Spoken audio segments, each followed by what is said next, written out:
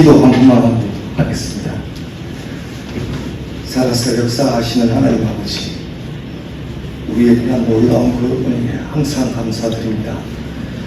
오늘 이렇게 또 하나님께서 저를 관정으로 세우셔서 많은 이들과 형제들과 함께 교제하게 하시고 나누게 하시니 감사드립니다.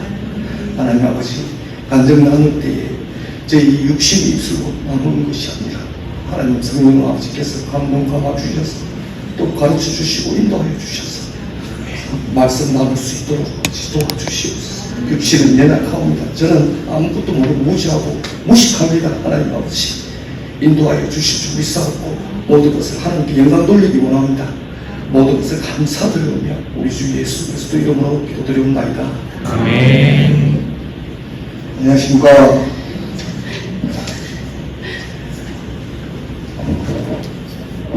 저는 우민규 성도라고 합니다. 준비를 며칠 동안 정말 많이 했는데 잠도 못 자고 어떻게 어떤 말씀을 드려야 될지 엄두가 안 나더라고요. 근데 준비는 했는데 이걸 안 보게 하시더라고요. 계속 저는 보고 싶고 연습을 하고 싶은데 간증은 연습이 아니다. 제가 어떻게 예수님을 만났는지를 가르쳐 주시는 하나님의 은혜라고 생각하고, 이 시간 예수님 그리고 변하지 않는 것은 없다는 제목을 가지고 제가 한번 나눠보려고 합니다. 저는 1981년 2월 20일, 그러니까 빠른 해죠. 근데 저는 80년에 태어났다는 말도 있고 가족에 대해서 좀 많이 좀 그러합니다. 근데 저는 솔직히 어렸을 때는 80년에 태어났다 나이가 많고 싶고, 어떨 때는 81년에 태어났다 생각하고 싶고 그렇더라고요. 그래서 저는 제 우리 부모님은 참 특별하십니다. 저는 1남 1년대 친어머님이 한 분 있어요. 근데 또 어머님이 또 다른 어머님이 또 계세요. 그러니까 제가 중학교까지 어머님이, 저를 키우신 어머님이 새어머니인 줄 모르고 살았어요. 그러니까 제가 경남 진주라는 곳에서 태어나 생활을 하면서 제 어렸을 때 기억이, 엄마의 기억이 없어요. 엄마에 대한 기억도 없고 아빠에 대한 기억도 없고, 아빠 얼굴이 떠오르는 건 딱 이것밖에 없어요. 저희가 방앗간을 했었는데 아버님이 7살 때인가 8살 때인가 아버님이 뭐 한 달, 집을 잘 안 들어와요. 몇 달에 한 번씩 들어왔는데 노름을 하는지 뭐였는지 잘 모르겠습니다. 근데 몇 달에 한 번씩 들어왔는데 이게 기억나. 민규 뭐 먹고 싶나? 어렸을 때. 그러면 저는 짜장면이나 짜장 먹고 싶다 이러면 아빠 오는 날에 뭐 맛있는 게 기대가 되고 뭐가 됐던 때가 기억나요. 근데 밥상을 차려놓으면 엄마랑 싸워서 나는 딱 그 짜장면이 있는데 뭐가 맛있는 게 있는데 밥상을 차리면 아빠가 없고 그래요. 항상 그럴 때가 있었어요. 어렸을 때. 그러면서 자라났는데 아버님께서 왜 우리 어머님은 제가 어렸을 때 개미와 배짱이 그거를 공책으로 옆에서 연필로 쓰다가 틀려가지고 지우다가 찢어졌는데 저는 엄청 혼나고 맞은 기억이 나요. 이거 찢어졌다고, 밀려서 찢어졌다고 해서 이걸 우리 부모님께서 나를 때리시나 이런 좀 상처를 좀 받았거든요. 그래가지고 아무것도 몰랐어요. 근데 어느 순간 아빠가 안 보이니까 놀마로 다니고 뭐 어디 다니고 이러는 거, 어릴 때는 제가 놀마로 다니는지 어디 다니는지 모르니까 아빠가 자주 집에 안 오시니까 아빠가 자주 안 오시고 계속 기다리시더라고요. 근데 어떤 한날에 제가 8살 때인가 9살 때인가 할머니가 저한테 오시더니 병원에 가보자 하더라고요. 같이 가자 하더라고요. 제 손을 잡고 병원을 갔는데 그때가 6월달인지 5월달인지 정확하게 모르겠어요. 다라이가 아주 사투리로, 저는 경상남도라서 다라이에 어떤 할머니가 제첩국사에서 이 말을 하면서 병동을 지나가지고 우리 아빠 병동 앞이었어요. 다라이에 제첩국사일 때 제첩국 먹고 싶다 이런 생각을 했는 거죠. 어렸을 때대로 완전 시골 촌놈이라 그랬는데 갑자기 여기가 어디예요? 여기 아빠가 있는 곳이다. 병원인데 아빠가 있는 곳이다. 아빠요? 우리 아빠가 갑자기 아빠 있는 곳이라서 아빠한테 가려고 했는데 병원에 의사 선생님한테 물어보니 할머니가 이미 화장터로 옮겨졌다 하더라고요. 저는 그게 뭐 화장터인지 뭔지도 몰랐어요. 아무것도 몰랐습니다. 아 그래요? 그래서 내가 할머니가 아빠한테 가자 하더라고 다시. 그래서 저 진주에 어떤 옥봉동인가 어디 있는 화장터로 갔어요. 산 안에 있는. 딱 갔는데 저 안쪽으로 보니까 1, 2, 3, 4, 5 이렇게 숫자가 빨간 것이 써져 있는 거기에 제사상이 차려져 있었어요. 제사상이 있는데 여기다가 아빠를 불러보래요. 3번인가 뭐 2번이 거기 앞에서 아빠를 불러보래요. 그래서 저는 아빠 불러줘. 부르는데 안이 울리더라고요. 울리니까 저는 무서웠어요. 아니 안 부를래 아빠 안 부를래 이랬어요. 근데 저는 아빠를 돌아가신지도 모르고 돌아가시다 했는데 인지도 못하고 밖에 나가서 친척 제 또래 분들과 놀았어요. 와 하면서 실감을 전혀 못했어요. 그게 아버지의 마지막 기억이었어요. 네. 어머니도 갑자기 돌아오시고 나니까 동생을 우리 할머니한테 맡겨놓고 돈 벌고 올게 금방 올게 했는데 가버린 거예요. 그 길로 엄마를 한 번도 못 봤어요. 근데 나중에 알게 되니 할머니가 저를 키우시고 하던 과정에서 알게 되니 그분은 내 동생을 낳은 어머니고 나를 낳은 어머니가 아니었어요. 애가 다른 명제였어요. 제 동생이랑. 그래, 그렇게 살다가 이제 할머니 밑에서 크다가 할머니가 맨날 애미애비도 없으니까 우리 민규야 할머니가 죽으면 이걸 의아하는 좀 모양인가 의할래 이러니까 제가 그랬습니다. 중이고 양이고 살리거든요. 입에 노래를 부르고 살았어요. 그 노래. 그래 할머니 손이 크다 보니까 할머니의 사랑이 엄청 커요. 제가 그 사랑하다가 6학년 할머니가 돌아가시버렸어요. 근데 할머니가 저를 키운 계기가요. 저 LA 로스앤젤레스로 입양 보낼 뻔했어요. 그래 동생이랑 같이 입양 다 됐어요. 결정도 다 났어요. 큰아버지가 안기부에 계셨는데 저를 그냥 어떻게 됐었어요. 근데 우리 할머니가 서울역에서 니는 내 아들도 아니다 이러면서 서울역에서 뛰내리는 거 있어요. 우리 손주 안 들고 지속 안 시키고. 그래서 할머니가 저를 키웠어요. 그래 키우면서 커가는 과정에서 또 할머니가 돌아가시고 고모 집에 맡겨지고 그래 고모 집에 맡기고 그 어린 나이에 6학년 때부터 농사일 학교 갔다가 농사일 안 가면 눈치 보이고 아무튼 그렇게 컸어요. 근데 우리 부모님은 나를 너무 따뜻하게 내줬죠. 지금으로 말하면 예수님 마음이 돼서 그렇지 버릇이도 살살 진짜 그런 분이었었어요.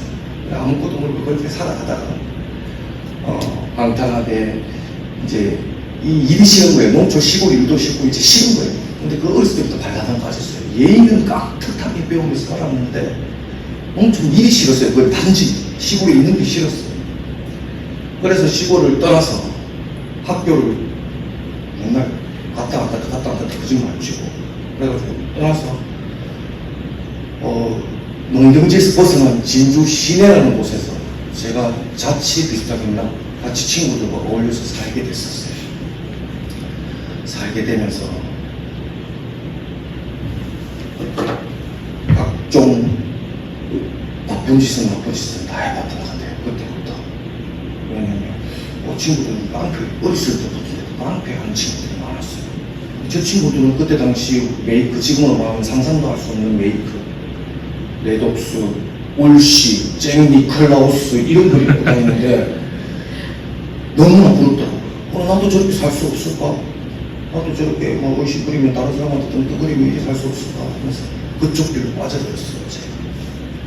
그래서 그쪽 길로 빨아들다가 큰 사고를 쳤어요.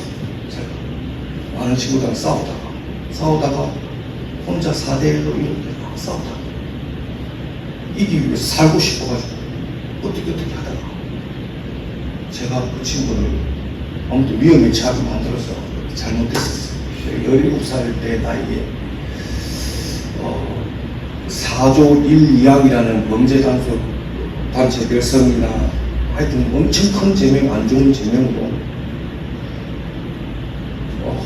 교도소라는 곳을 가게 됐어요. 가게 됐는데 이제 그때부터는 이제 저는 끝난 줄 알았어요. 세상.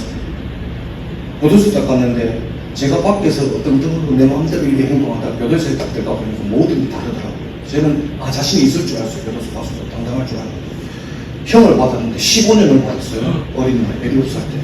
그래 이게 15년 어떻게 살지? 그냥 죽는 게 낫다. 내가 왜 살지? 그런데 1심에서 형을 15년 구형을 받았다가 선고할 때 8년으로 줄어들었어요. 그리고 우리 큰아버님이 저한테 오셔서 영비야 군대 3번 갔다 생각하고 거기서 사람대가 나오거라 이렇게 했다고. 저는 그게 귀에 들어오겠습니까? 안 들어오죠. 그래서 또 제가 한 행동도 잘못됐는지도 모르고 억울해서 그렇게 됐다 우발적이다 뭐 이렇게 하고 주장하고 말았죠. 아무것도 모르고 살아가는데 교도소에서 꿈을 꿨어요. 제한테 잘못된 친구 꿈에서 나타났어요. 친구 꿈에서 나타난 도끼를 들고 저를 따라왔어요. 그래서 제가 무서워서 도망쳤어요, 꿈에서. 근데 또 꿈에서 깼어요. 또 어느 날 또 친구. 솔직히 예수를 믿는데 제가 우상에 대한 가라는 얘기를 하면 그럴 수도 있는데 어렸을 때 꿈을, 그 교도소에서 꿈을 어떤 꿈을 꿨냐면 앞에는 꿈은 사카 쓴 사람이 갔었어요. 진짜 제 꿈에. 뒤에는 하얀 옷 입은 사람이 갔었어요. 한복 입은 사람. 제일 마지막에는 난쟁이 비슷한 분이 뒤에 봤죠. 이래가지고 그 뒤에 제가 가고 있었어요. 근데 물이 발목까지 오는 강가를 비슷하게 옆에 보니까 앞에 보니까 안 비비고 옆에 보니까 둑이 막 엄청 묶여 있었어요. 본능적으로 저길 가야 살겠다. 저길 뛰어야 되겠다. 이렇게 해서 어떻게 풀면서 뒤도 안 돌아보고 가까이 뛰었어요. 뛰고 논두렁을 밑에 내려보니까 논두렁이고 길동이고 그러더라고. 그래서 뛰어가서 도로가로 뛰어가니까 차가 한 대 와요. 손을 막 흔들었어요. 흔들었는데 그게 차가 가다가 다시 밖으로 오면서 다시 서주더라고요. 그래 다 살았다 나는. 차를 탁 탔는데 차 안에 타자마자 그 죽은 친구가 있는 거예요. 그러면서 저를 끌고 오는 게 어디냐면 어떤 슈퍼마켓 같은 옛날에 시골 같은 데 보면 슈퍼마켓 안에 방이 있었잖아요. 문이 여닫이. 거기를 들고 도망하면 거기서 이제 쟤한테 도끼를 내치려고 죽이려고 하더라고요. 이제 빠져나갈 것도 없고 아무도 없고 제가 뭐라 했냐면 무릎을 꿇으면서 친구 이름이 기억나요 아직도. 물론 어떻게 사고로 일어났지. 영훈아 내가 네 목까지 열심히 살게. 이 말이 기억나는데 그때 그렇게 딱 비니까 그 이후부터 꿈에서 안 나타났어요. 그러면서 제가 있었는데 또 그러고 나서 또 잊어버렸어요. 제가 얼마나 큰지를 지금도 모르고 잊어버렸어요. 그래서 교도소 생활을 하는데 누가 처음으로 난 이 집회함으로 안 가볼래 이렇게 됐어요. 근데 거기는 그 집회는 빵하고 족발하고 막 이런 거 주거든요. 그래서 맞다 가보자. 안 그래도 힘드니까 맨날 머리 박아 해가지고 1시간씩 있고 발바닥 100대씩 맞고 이런 게 너무 힘들었어요. 그래서 거기 가서 좀 쉬고 싶어 갔는데 첫 설교가 저한테 양 100마리 중에 99마리 잃어버린 한 마리 양을 찾는 그 설교를 하시더라고요. 목사님. 그래 좀 아무것도 모르는 건데 왜 저기 그 마음이 계속 찡하지 이상하지 이런 생각을 가지면서 있었어요. 그래서 그냥 좋다. 딱 그 순간만 딱 넘어갔어요. 근데 몇 년이 지났어요. 제가 7년을 안에서 살았거든요. 근데 한 5년째 되는 날에 하나님이 꿈속에서 나타났어요. 3년째가 5년째 되는 날 꿈속에 나타났는데 저한테 뭐라고 얘기하시냐면 영화관 같은 데는 아니면 뮤지컬 같은 데 보면 핀 조명 있잖아요. 동그란 거 완전히 어두웠어요. 다 발을 마주 보면서 벽에 대고 자고 있는데 제가 일어났어요. 꿈에서 일어났는데 둥근 핀 조명 안에 어떤 남자가 묶여있어요. 쇠사슬에 꽁꽁꽁. 그래서 이 사람은 살인, 강도, 강간, 오만 죄를 많이 저지른 사람이다. 근데 내가 용서했다. 하물며 민규야, 너희들 용서 못하게. 뭔 말인지도 몰랐어요, 그게. 그게 이상한 개꿈인가 뭐 이렇게 생각을 했죠. 그래서 근데 성경책을 읽으면 좀 마음이 편해지는 것 같아요, 느낌상. 그래서 큰아버지한테 성경책도 좀 보내달라고 성경 구절 적힌 모습 책고 도움한 걸 다 했죠. 근데 남한테 보이기 위해서 그거 다 하니까 나는 좀 마음 편하고 공부하는 척 이런 인식을 보이면서 살았던 거죠. 그래서 지나갔어요. 또 지나니까 그 안에도 계급 사회였다 보니까 제가 높은 위치에 되다 보니까 성경책 이런 거 안 보게 되더라고요. 근데 우리가 제일 두려워하는 교도소 중에 제일 두려운 청송 이 교도소라는 곳에 제가 날리게 됐어요. 이송이라는 걸 가게 됐어요. 너무 높은 위치에 있다 보니까 내 마음대로 행동 못하니까 교도소 안에서 얘는 감당이 안 된대. 다른 곳을 보내버리다. 거기 갔는데 저는 그 안에서도 이제 얼마 안 남았으니까 잘 살 줄 알고 있었는데 갑자기 성경책이 짐포타에 싸들고 왔는데 방을 배정받아가 들어갔는데 성경책이 있는 걸 알았던 거죠. 그래서 그 성경을 딱 들었어요. 그런데 이렇게 보다가 옆에 또 만화책이 있었거든요. 성경책이네? 만화책을 들고 벽에 딱 기대서 이렇게 누웠어요. 만화책을 딱 보려고. 근데 옆에 보면 밥을 주는 배식부라고 해서 밥 주는 통로가 있어요. 여기 딱 기대가지고 만화책을 딱 펴는 순간, 죄송합니다. 이런 말씀 드리면 믿으실지 정말지 모르겠지만, 대낮이고 정말 제 꿈이 아니고 대낮이 만화책을 펴는 순간 검은 연기 같은 손이 제 목을 졸았어요. 저는 대낮에 그걸 깨끗하게 살려가지고 쳤어요. 아무데나. 그리고 나서 바로 오발 구토를 하고 왔어요. 구토를 하는데 그냥 물만, 흰물만 나오는 거예요. 구토를 하고 겁이 나서 덜덜 떨고 있는데 성경책을 읽고도 안 돼요. 그리고 이거를 만화책을 던지는데도 안 돼요. 그런 경험을 했었어요. 근데 이틀, 밥도 못 먹었어요. 이틀 동안 물도 못 먹고 밥도 못 먹었어요. 이틀째 되던 성경책을 하니까 또 눈이 눈이 갑자기 마음이 좀 편해지는 거예요. 근데 이것도 며칠 가니까 사람이 겁이 나는데도 2, 3일 되니까 또 성경책 안 보더라고요. 그래서 사회를 나왔어요. 나왔는데 첫 사회 나오자마자 저는 또 버려졌죠. 교도 생활이 끝나자마자 8년이나 세월이 흘러가지고 교도 밖에 세상 밖에 나왔는데 너무나 두려울 거 아닙니까? 어떻게 변했지? 근데 모든 게 다 변했어요. 그래가지고 큰아버지가 저를 데리러 왔어요. 그래서 저는 이제 시골에 제 집을 가는 줄 알았어요. 이 건강으로 이제 새롭게 마음 잡고 살아야지. 가는데 큰아버지가 어떤 식당에 가서 제가 밥을 하는데 하면서 어떤 권사님이 교도소방에서 제 신앙생활을 해주기 위해서 계속 한 달에 한 번씩 편지를 써줬던 권사님이 계세요. 근데 저를 그 집에 그 집에 살아가면서 맡기는 거예요.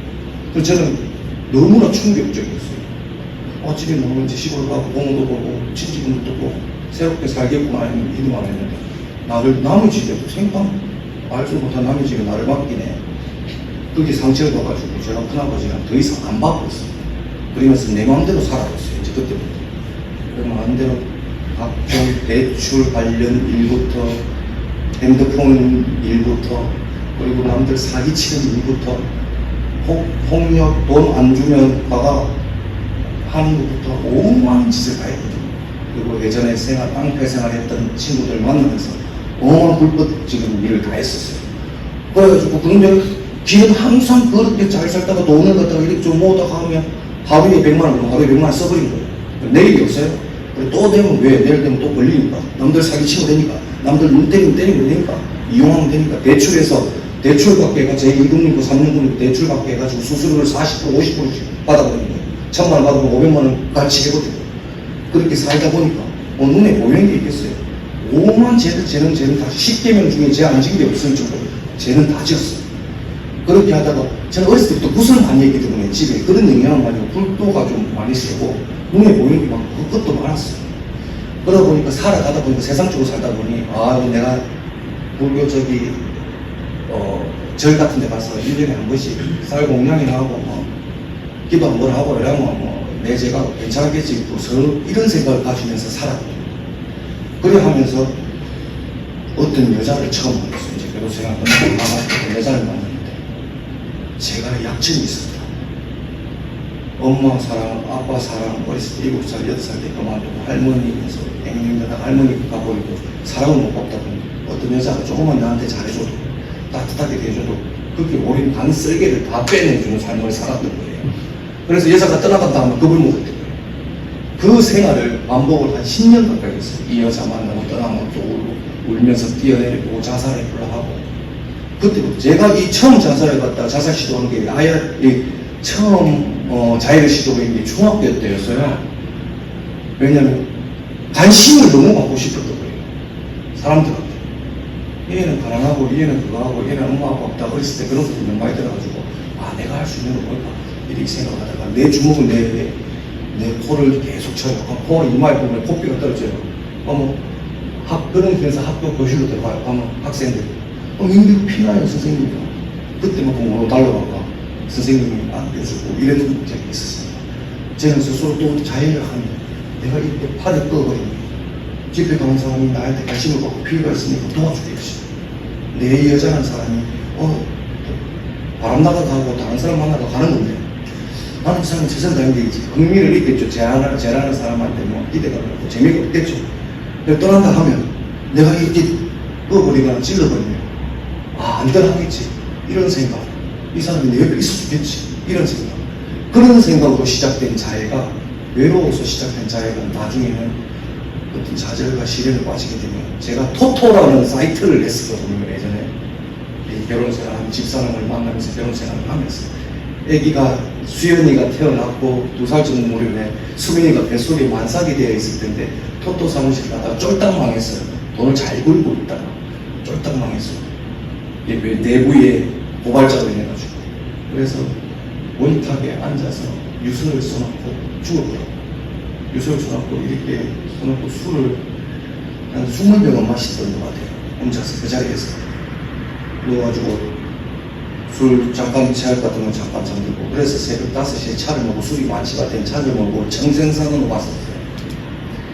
그래가지고 청생산 나무 위에 올라갔는데 나무에서 목을 매달았어요. 목을 딱 이렇게 끈을 해가지고. 그래서 마지막으로 우리 고모, 시골에 있는 고모가 보고 싶더라고요. 그래서 전화기를 딱 들고 고모한테 통화하면서 나 간다, 아빠 떠나간다. 우리 아버님이 강경하러 돌아가신 게 아니라 강경한 말기라는 소식을 듣고 병원에서 목면 먹고 자살하시더라고요. 그래 가작을 당하시는 건데, 제가 자살에 아버지의 대물림을 받았던 것 같아요. 맨날 자살 시도하고 그랬던 것 같아요. 그래서 마지막에 그 목을 매달고 간다 하면서 목을 딱 매달았는데 저는 그 길로 기억이 없어요. 근데 중간에 정말 0.3, 0.1초 정도, 1초 정도 내가 땅에 툭 하는 소리가 들리는 거예요. 그게 뭐냐면 제 사무실에 있을 때 제가 술을 마실 때 옆에 같은 동료 한 명 동생이 있었는데 새벽에 나올 때까지 내가 무슨 사고 나고 한 번도 집 밖에 바깥에 나가지 않았어요. 그래서 저를 따라왔던 거예요. 산을 올라갈 때 목 매다는 걸 보고 설마 그러겠는지 목 매다는 걸 보고 저를 안아서 라이터 불을 지져서 끊었어요. 그래서 제가 이틀 만에 병원에서 강동병원에서 일어났는데, 깨어나 보니까 여기에 그 살이 죽어가지고 이제 뱀허물 벗듯이 벗겨져요. 자, 이 목을 매달고. 그래서 이틀 만에 깨어났는데 그때 집사람이 만삭이었다 했죠. 근데 이 흉터 때문에 집에 들어가지 못한 거예요. 그래서 내가 집사람한테 그랬어요. 사무실에 속옷 좀 갖다 놔놓고 내 먼지 다른 지역으로 지금 일하는데 한 달 동안 못 갈 것 같아. 아직도 지금 집사람은 몰라요. 그래가지고 그때서 자서 시도하면서 밖에서 지내면서 집에 들어가는 기억이 나요. 그래 집사람이랑 일이 또 지나다가 수민이를 갖고 또 일이 지나가다 제 삶은요 그냥 수민 애들 놓고 또 무책임하게 밖에 나가서 우리 아버지 똑같았어요. 한 달에 한 번씩 집에 들어가고 돈만 보내주면 끝인 줄 알았어요. 불법, 노름, 도박장, 5만 불 오락실, 빠친코를 운영하면서 집에다가 돈 갖다 주고. 그래서 저는 밖에다가 놔돌면서 다른 사람을 만났어요. 재밌잖아요. 세상적으로 술집 여자 만나고 다방 여자 만나고 이런 게 그냥 낙인 줄 알 수 있는 뭐 모르니까 그렇게 살면서 그렇게 살았는데 집사람한테 양심적으로 집사람 참 힘들겠구나. 노름이나 술 먹기 전이나 뭐 이런 거 하기 전에 생각이 나요. 고생했지. 힘들죠. 말뿐이에요. 그래갖고 돌아서 말하면 아무것도 몰라요. 술만 대가면 모르고 눈앞에 돈이 보이면 아무것도 몰라요. 그래서 지나가다가 어느 순간 점점 망하게 됐어요. 망하게 되고 또 다른 범죄로 있어갖고 경찰서에 가 조사받고 벌금 내고 이런 게 반복되다 보니까 집사람이 어느 날 제가 집사람이랑 폭력 쓰고 이래서 헤어진 게 아니에요. 집사람한테 뭐 말을 못 지키게 해서 헤어진 게 아니에요. 집사람이 어느 날 오빠는 다 좋고 가정애들 살림도 잘하고 노력하고 다 좋은데 내가 뭔가 지친다. 나를 놔달라고 하더라고. 근데 쟤는 청천벽 같은 소리였어요. 어떻게 애들 놔두고 그것만 안 된다. 내가 뭐 삭삭 빌었어요. 애들 때문에 이혼만 안 된다. 이혼하지 마자. 내모차 우리 집사람 한번 또 보면 진짜 끝이다. 그래서 저한테 이혼하자면서 통보를 하고 같은 집에 살았어요. 통보를 해놓고 진짜 가자 법원까지 죄를 대고 계속 갔었어요. 그리고 조정 기간이 있는데도 불구하고 오빠 뭐 쓸데없는 소리 하지 마라. 판사님 앞에 이혼하겠습니다. 합의 이혼하겠습니다. 정상적으로 하겠습니다. 양육권 다 포기하시면서 똑바로 얘기해야 하더라고요. 그래서 과연 내가 이게 어떤 게 위하는지 혼자 스스로 생각을 했었죠. 생각을 했었는데 애들은 뭐 키우니까 내가 어떻게 똑바로 키우겠는 생각도 들고 그 대신 제일 용납이 안 되는 게 자식의 양육권을 모든 걸 다 포기해야 하니까 내 딸이나 아이라는 걸 친권을 다 포기해라니까 그게 양육권을 포기할 수 있는데 친권을 포기 못하겠더라고요. 너무 이거는 그런데 그래도 이런 말을 위안을 주더라고요.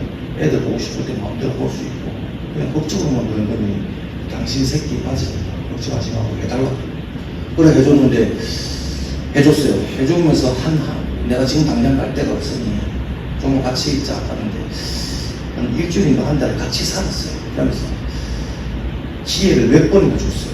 그 같이 살면서 이혼한 상태인데도 오빠가 만약에 정상적인 회사 들어가서 그 회사에 똑바로 생활하면 한 달에 뭐 300이든 200이 얼마든 고정적인 수익을 가져오면 내가 돌아선다. 내가 용서해 줄 수도 있다고 했는데 저는 그거를 기회 안 들어버려요.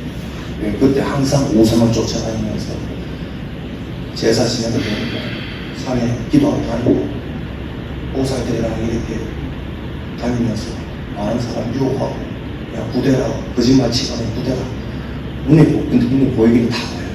그래서 부대라 뭐 해라 하나님께서 이 우리가 하나님이 그 능력으로 뭐 다 이루어지는 게 은혜 받는 게 아니라 악한 것들도 모든 다 기적과 이제 이런 게 다 있거든요. 병 고친 것도 있고 눈에 다 보여요. 그런 영적 생활을 갖다 좀 오래 하다 보니 분별이 안 되는 거예요. 그래서 끝내는 집에서 나가게 되는데 갑자기 새벽에 내일 아버님 오시니까 우리는 이혼한 줄 아니까 아버님 오시네. 그러니까 지금 나가래. 지금 새벽에 나가 애들 잠들고 발이 안 떨어지는 거예요. 애들 예수 눈물 나고 애들 어떻게 해야 될지 눈물 나고 어떻게 해야 될지 막 이래 가는데 새벽에 이렇게 나가려다가 애기들이 깨버리고요. 수미가 겁이 나는데 아빠가 어디 가냐면서 지한테 계속 손짓하고 막 그래서 이랬는데 그거를 부둥켜 안고 제가 옷 몇 가지만 들고 대문 앞에 섰거든요. 그래 아빠 거짓말 쳤죠. 아빠 베트남 간다. 비행기 타고 멀리 가니까 조금 이따 올게 걱정하지 마. 엄마만 잘 듣고 있어 하고 나온 게 마지막이었어요. 그러면서 제가 농약을 먹죠. 크라목손이라는 농약이 있어요. 크라목손 농약을 먹고 이제 생을 마감하려고 하는데 먹고 나자마자 들어가서 꿀꺽 했는데 여기서 다시 꿀꺽 하면서 또 튀어나오더라고요. 근데 물을 아무리 많이 먹어도 거꾸로 반복을 하더라고요. 그래서 제가 쓰러졌어요. 쓰러지고 병원에 가자고 해서 병원에 가자 했는데 저는 거부를 했어요. 거부를 하고 그대로 회사를 나갔어요. 회사를 다니고 있을 시점이라. 회사를 갔는데 회사 사장님이 카드를 주면서 병원부터 가래요. 제가 사실 이만저만해서 이렇게 했을 때 병원부터 가. 그래 병원에 갔죠. 그래서 병원에 가니까 이미 늦었대. 이 청소를 못한데 시간이 많이 지나서 뭐 일어나면서 약을 주면서 입원해놨다 그래 입원을 했어요. 입원하는데 말이 어느가 이제 마비가 돼가지고 말도 못하게 되고 어느하게 되더라고요. 이래 되더라고요. 그래서 일주일 동안 병원에 있으면서 이거 안 나오면 어떡하지 이러면서 또 이렇게 되는 거예요. 그렇게 지내면서 목욕자살 그 다음에서 배에 보면 186배는 팔자국이 많아요. 그리고 오목에 보시면 여기 보시면 칼자국이 너무나 많아요. 부끄러워서 어디 드러내지도 못해요. 근데 이 칼자국을 바늘 개수를 다 실밥 집어냈을 1000바늘이 넘어요. 1000바늘 제 몸에. 그래서 교회에 올 때 항상 이 생각이 들었어요. 제가 예수님을 처음 만날 때 그런 생활에서 막 살다가 애들과 떨어져 살다가 어떤 원룸에 처박혔는데 제가 모든 걸 다 말아먹고 원룸에 딱 처박혔는데 귀신 들린 자도 보고 굿도 해주고 이렇게 하다가 이제 마지막 끝으로 향해서 달려갈 때 원룸에서 생활할 때 은둔 생활을 하게 만드는 거예요. 저를 제 의지가 아니었어요. 은둔 생활을 하게 만드는데 집에 좋은 명품이나 가방 같은 건 당근으로 다 팔아서 그 돈을 가지고 뭘 하냐 술을 사는 거예요. 술을 계속 쏴요. 나가서 술 마세요. 눈만 빼꼼 해가지고 밤에 살짝 나가요. 마트에. 그래서 술, 담배만 사가지고 제가 먹는 거예요. 그래서 술 먹고 자고 또 일어나자마자 또 술 먹고 자고 밖에 생활이 없어요. 그런 생활을 계속 하는데 어느 순간 마지막이었어요. 어느 순간 검은 얼굴인가 모르겠는데 저한테 마귀라는 지금의 마귀가 저한테 정확하게 얘기했어요. 민규야 저기 두 번째 서랍에 보면 전깃줄 엄청 굵은 것이 들어가 있다. 사진으로도 보이고 말로도 들려주고 꿈이 아니었어요. 대낮에 술 먹고 있는데 열어봐라. 열었어요. 열으니까 똘똘 감겨있는 전기줄 굵기가 두꺼운 게 있었어요. 그래서 또 가스 배관이 이렇게 연결되어 있는데 저기에다가 매달려 하니 한번 땡겨봐라까지 지시를 주더라고. 그 땡기니까 가스 배관이 제 힘에 이렇게 땡기는 거야. 내 남자니까 거기 달지 말라는 도시 막이 창살에 달아라. 창살. 바깥에 창살. 원룸 창살. 그래 이게 하는데 갑자기 여기서 천사처럼 뭐 빛나고 그런 건 아니었어요. 근데 갑자기 여기서 수민이 얼굴을 조명으로 딱 떼어주면서 저한테 딱 한마디 했어요. 천사 같아. 지금 없어요. 민구야, 네가 엄마, 아빠, 부모들에게 대물림 한 걸 네 자식에게 똑같이 그렇게 살아가게 하려는 그럼 딱 말을 하면서 조명을 딱 띄우는 거예요. 근데 이유 없이 그때는 진짜 수없이 자살시도 해보고 연탄가스도 마셔보고 오만 짓을 다 해봤거든요. 1년에 자살을 한 5번 시도해도 포기할 정도로 했는데 그때는 완전히 완벽한 찬스였어요. 내가 죽을 수 있는 찬스였는데 애가 탁 떠오르는 순간 옛날에 가졌던 그런 감정이 아니에요. 애가 떠오르면 미안하다 애들아 이렇게 생각하고 그 감정이 난데 근데 애 딱 떠오르니까 제 어렸을 때 모습도 생각나고 그냥 아무것도 철 모르었을 때 내가 아버지 돌아갔을 때 뭣도 모르던 뛰어놀던 그 어릴 때 제가 생각나요. 그래서 애들한테 더 이상 상처 주면 안 된다는 생각에 제가 갑자기 거기서 무너져가 내려가 수혈병을 치르고 전화기를 뒤졌는데 몇 년 만에 전화기를 뒤졌는데 박진우가 눈에 들어오는 거예요. 박진우가 몇 년 만에 연락을 했어요. 근데 쟤랑 30년을 가까이 알았어요. 교도소에서 같은 동기 동창생으로 30년을 알았는데 어떻게 하나님께서 또 진우를 만나게 하셔서 2년 전에 제가 이 자살 시도를 마지막으로 끝으로 하기 전에 2년 전에 저를 진우를 만나게 하셨어요. 그래서 진우가 저한테 복음을 전했는데 저는 그때 이랬죠. 그렇게 하고 돌아섰죠. 돌아섰는데 마지막 날에 진우가 만나서 전화기를 드렸는데 전화기한테 저도 모르게 진우한테 나 좀 살려줘. 그래서 시간이 걸려. 알겠습니다. 제가 전화드리고 내가 꼭 할게요. 어디신데 여기라고 이랬어요. 문자로. 근데 답이 안 와요. 그래서 내가 좀 이따가 전화를 했어요.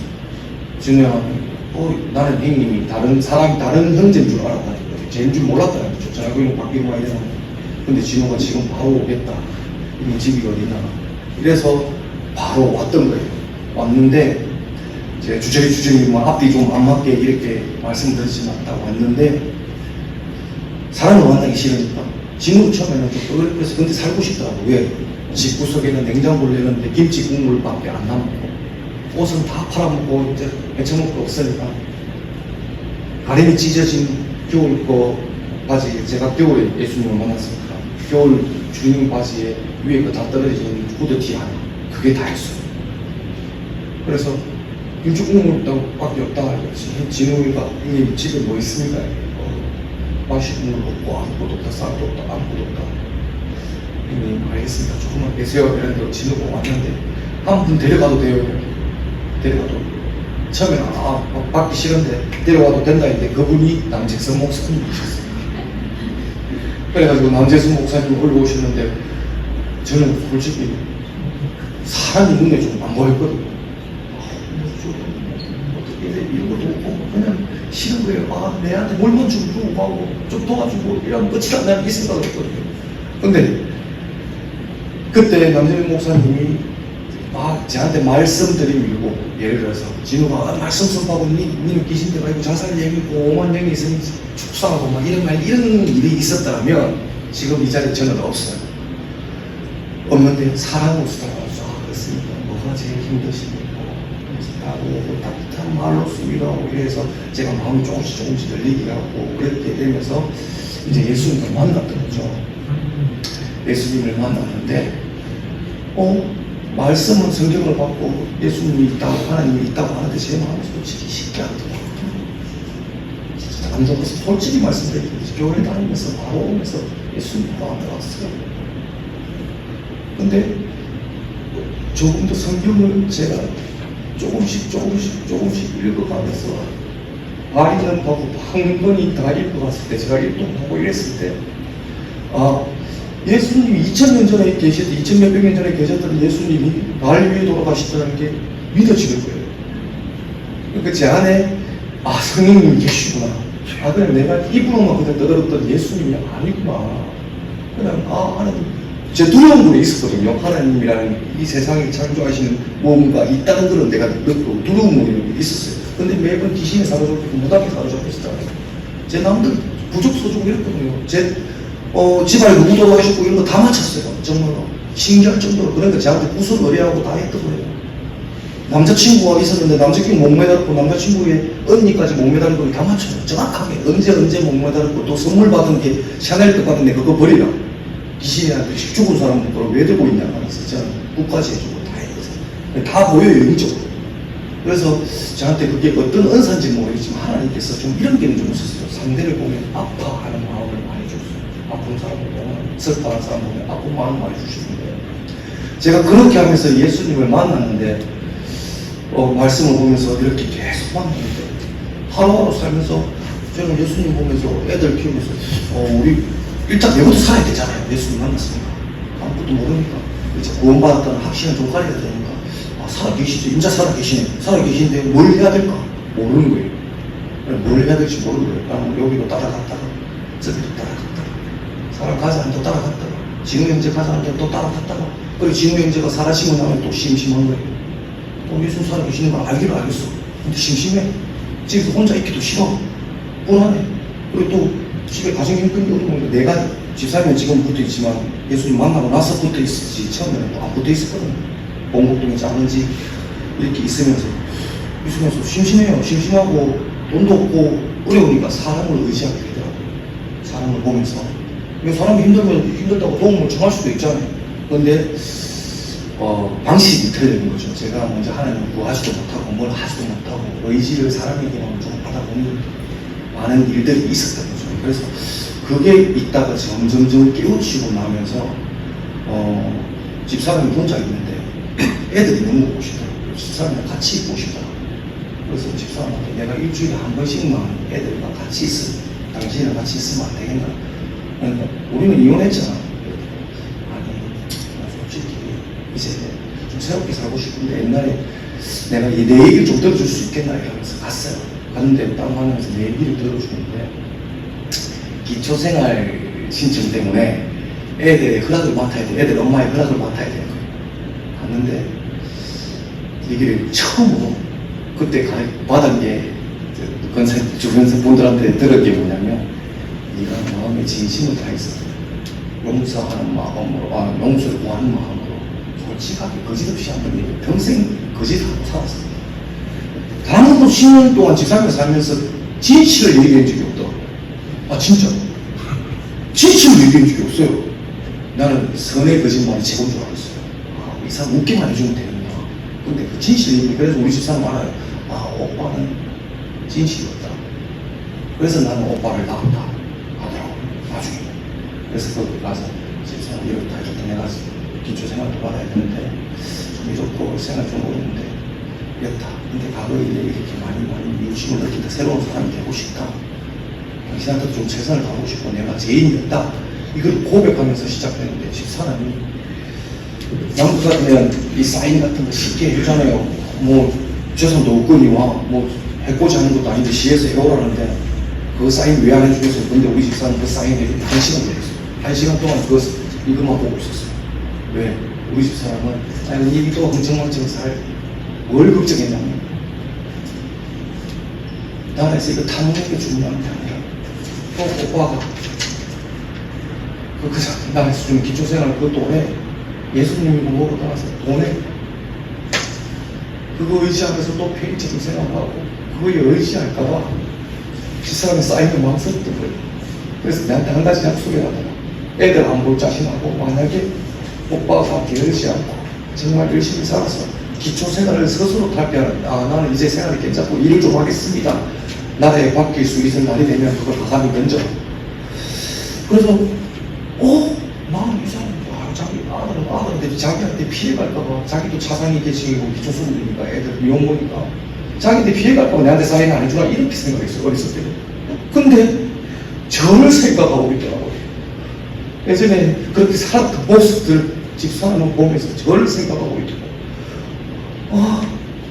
이게 또 하나님께서 또 이게 하나님의 사랑이구나. 내가 생각하지 못했던 이 사랑이 있었구나. 왜 이혼하자 있고 그게 담담하고 맨날 웃고 나를 보내줬었는데 그 속이 담담했던 게 아니구나. 그러니까 저를 보면 우리 자기 아빠를 보는 것 같아요.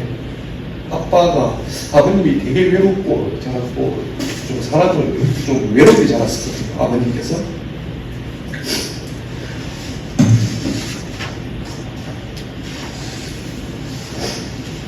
제가 이걸 준비하면서 솔직히 이렇게 준비하면서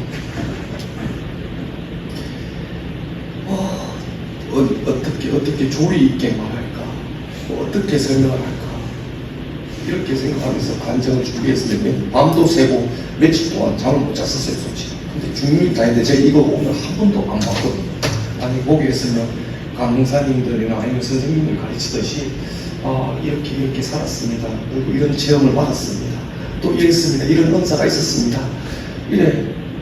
이렇게 아마 설명을 했을 수도 있었을 겁니다. 책 보듯이. 근데 하나님께서 저를 경험하게 하시고 분명히 도전하게 하시고 하나님께서 저를 연단시키시고 가르치시려고 한번 스스로 그냥 해봐라 이렇게 하는 것 같아요. 그러면서 저한테 항상 제가 어느 교회를 지금 믿은 지가 한 7개월 조금 넘었거든요. 9개월, 8개월이 다 됐네요. 8개월, 예수님을 믿은 지 8개월 다 됐는데 하루하루가 좀 다른 것 같아요 저는. 왜냐하면 제가 하나님께 자랑이고 세상 사람들에게 자랑하려고 하는 것은 제 자랑은 아니지만 성경은 3개월 만에 1독을 다 했었거든요. 그리고 나 지금 2독을 다 해가요. 2독을 다 해가는데 어느 분량 있다 보면 어느 날에는 은혜가 되고 어느 날에는 이해가 되고 어느 날에는 동화책 읽듯이 우리나라 역사를 공부했듯이 이스라엘의 역사를 보게 되고 정말 살아계시는구나 이런 걸 많이 느낄 때가 좀 많아요. 오늘날 우리 많은 사람들은 이순신 장군과 세종대왕이 있는 것을 알면서 역사 속에 계셨던 예수님 정말로 살아계시고 하늘에 오르셨다는 거 예수님을 알지 못하지 않습니까? 어리석은 게 많지 않습니까? 눈에 보이는 거 다가 아닌데. 그래가지고 이리 살아가다가 말씀 도중에 이리 살아가다가 제가 어느 날부터인가 하나님이 응답이 된 것일까? 저는 하나님 기도하면 좀 받아주시는 분인 줄 알았어요. 그냥 저한테 즉시적과 하나님 저기 냄비 필요해요 주시더라고요.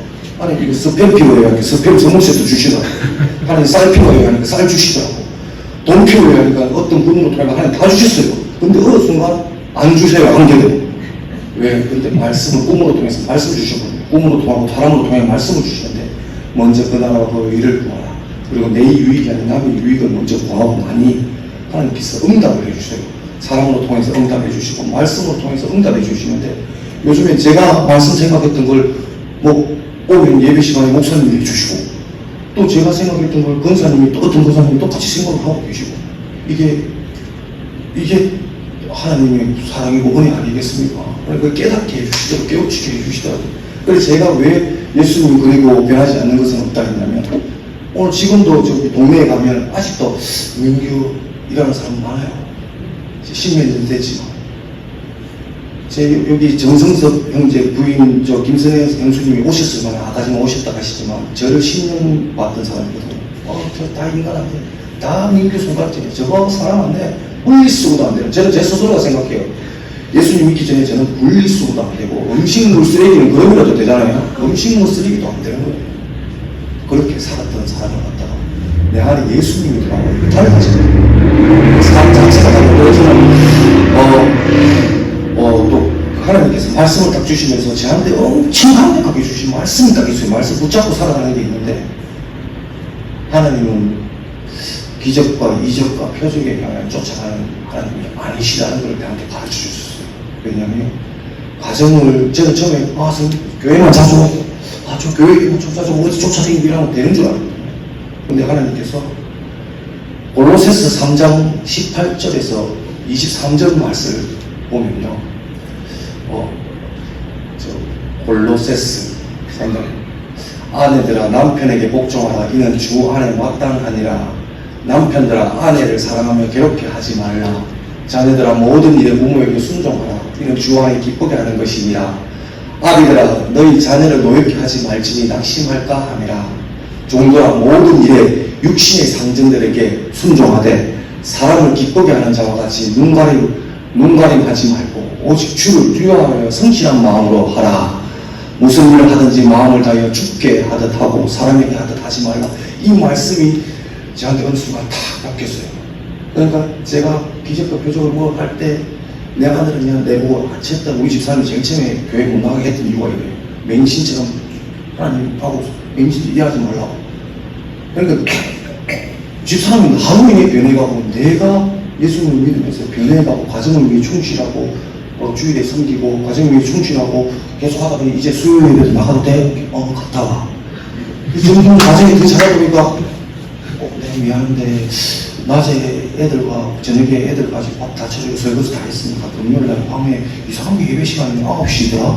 늦게 가도 되더라? 그러니까 가도 돼? 그러니까 다녀오라 하더라고. 그러니까 그런 역사가 일어나더라고.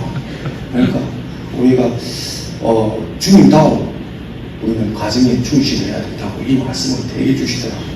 그 우리가 가정에 충실하면 자동적으로 가정도 우리를 따라오게 돼 있다. 하나님 그렇게 인도하신다고 말씀을 하시더라고요. 그래서 다른 말씀이 있었는데 오늘 저한테 갑자기 점심때 먹고 올라오니 이 말씀을 다시 주시더라고요. 계속 생각하고 있었던 말씀을. 그래서 말씀 좀 많이 길었고 쓸데없는 얘기를 좀 많이 한 부분도 좀 없지 않아 있는데 좀 부족하다 보니 좀 이해를 좀 해주시고 마지막으로 제가 제 신앙 고백을 한 게 있거든요. 함께 신앙 고백을 이 말씀 붙잡고 좀 함께 의미를 좀 가졌으면 한다는 마음으로 로마서 14장 8절 말씀 함께 한 번만 읽어봤으면 좋겠습니다. 우리가 살아도 주를 위하여 살고 죽어도 주를 위하여 죽나니 그러므로 사나 죽나 우리가 주의 것이로다. 아멘. 그래서 사나 죽나 제가 주님의 도구로 제가 성경 말씀 중에 제일 좋아하는 게 주가 쓰시겠다 그 말씀이에요. 그 나귀 새끼 아무 힘도 없고 뭐도 없는데 주님께서 쓰신다니까 얼마나 영광이 되고 은혜가 됩니까? 근데 제가 허리도 보면 눈도 안 보이고 이랬던 사람은 하나님께서 다 고치시거든요. 주님께서 지금 제 걷지도 못해요. 5분 이상 서지도 못해요. 마비가 와가지고 서 있지도 못해요. 이렇게 서가 있는 기적이에요. 이게 예수님께서 다 하셨어요. 고치셨어요. 저를. 그래서 쓰시고 지금 쓰시기 위해서 준비하고 이제 나귀 한 장 채워서 올라타기 직전이에요. 예수님께서. 그래서 쓰고 계신 고친다고 생각을 하고 나가니까 많이 기도해 주시고 부족합니다. 저는 부족하고 또 우리 집 사람이 또 밑에 어렸을 때는 교회를 다니고 몇 년 동안 또 할머님이 명예건사고 아버님 작은아버님이 부산의 큰 교회 목사님이세요. 근데 딱 아버님 가정만 안 믿고 있어요. 예수님을. 근데 감기가 말기가 와가지고 복수도 차고 하다 보니까 제가 기도를 하니 교회 분들과 같이 함께 기도하니 아버님 복수 찾으니까 술 담배를 안 먹거든요. 근데 담배 끊었다고 우리 집사람이 하나님 감사합니다. 아멘 하더라고요. 진짜. 그러면서 점점 목사님 설교 들어나고 왜 오늘은 찬송이나 설교 안 들어 이럴 줄로 자기가 먼저 되더라고요. 그렇게 변해가 하더라고요. 그렇게 만들어주시고 그렇게 역사하신 하나님을 찬양하길 원하고 매일 하나님을 붙들기 원하는 마음으로 이런 신앙 고백과 함께 오늘 부족하지만 이 간증을 마치도록 하겠습니다. 죄송합니다. 감사합니다.